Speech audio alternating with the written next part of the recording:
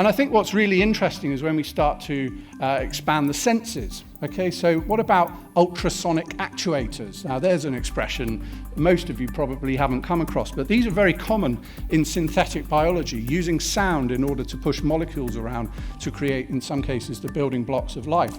And I think that we can employ this in a very interesting way as well. Through the use of these ultrasonic actuators, I think we can introduce a sense of touch into our holographic screen. So what kind of opportunities does that have for everyone creatively? So automation is nothing new. I would argue it goes back to when James Watt intuited the idea of taking solar energy from coal, turning it into steam, creating mechanical energy, which then led to the Industrial Revolution. So let's have a bit of a thought about AI, what it is, what it's not. Who's this? Alan Turing.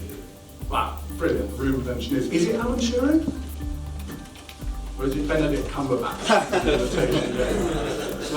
So I think Alan Turing's a bit of a hero of mine. I would consider him the father of artificial intelligence.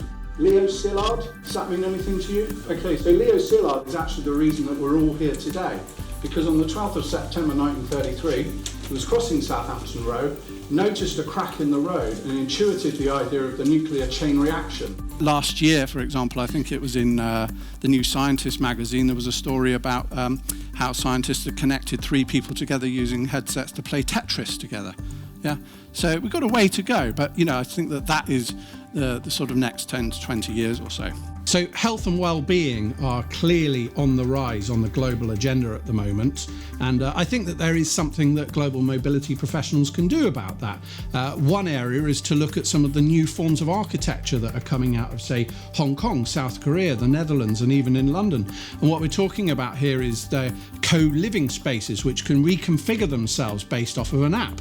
Now this is still very sort of niche stuff at the moment, but anything I think that facilitates or offers the potential for greater sociability for people living together can only be a good thing and can only combat the affliction of loneliness, the big affliction of the 21st century. So I would argue that's a very practical failure of legitimacy. I think there's a moral component. So who remembers the emissions gate scandal with Volkswagen? I think this chap definitely does. £600 worth. Yeah, it's outrageous, isn't it?